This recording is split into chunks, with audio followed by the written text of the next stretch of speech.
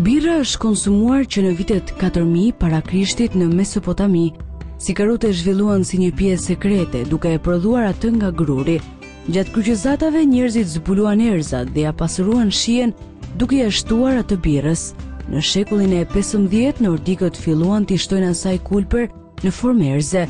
Kulpëri është bim një vjeçare barishtore e cila përmban një materie të hidhur, lupulin. Kjo bëri që birra të merrte shijen që ajo ka edhe sot.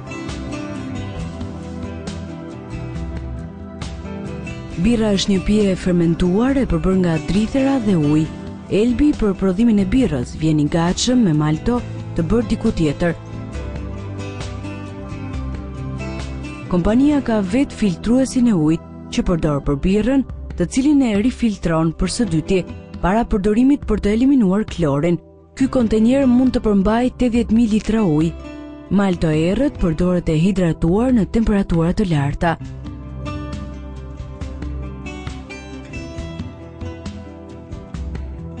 Për përgatitjen duhet të shpenzohen 2 orë.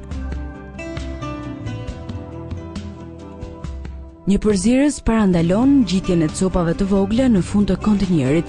Turbullimet nga pompa shkaktojnë fermentimin e lëngut. Këtu lëngu zihet. Më pas nxirret një moster për kontroll dhe gjithashtu në vazhdimsi të proceseve do të kemi edhe kontrollet të tjera.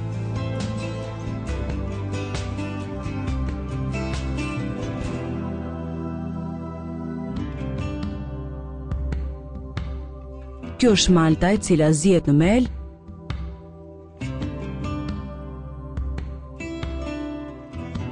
Kjo është një pamje afërt e maltës, pastaj lëngu filtrohet. Ky është një kontenjer filtrimi. Këtu të rriqet një moster tjetër për të verifikuar densitetin e sheqerit.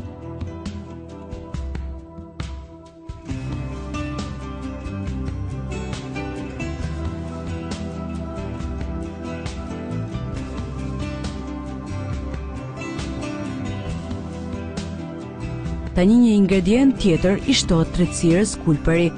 Kulperi jep birrës shijen e hidhur dhe aromën e saj. Kulperi ka këtë pamje.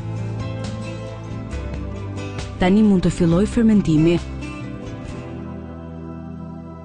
Në dhomën e kontrollit një operator merret me të dhënat dhe kontrollin e procesit të fermentimit.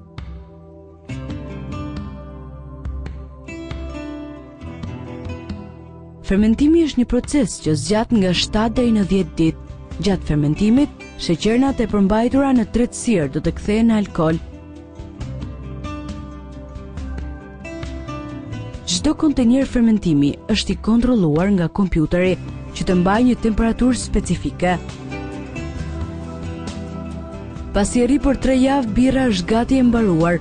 Këtu kalojmë në fazën e amballazhimit.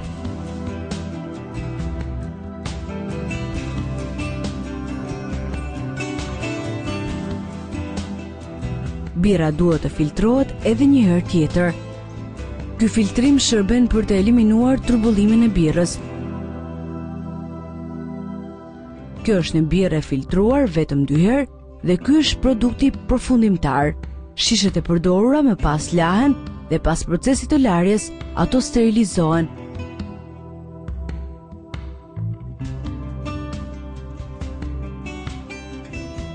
Shishet boshe mbërrin nga kjo makineri gati për të mbushur.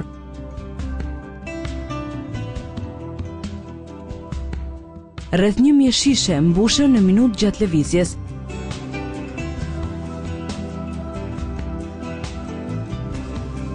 Pastaj kalojmë te procesi i vënjes së tapave.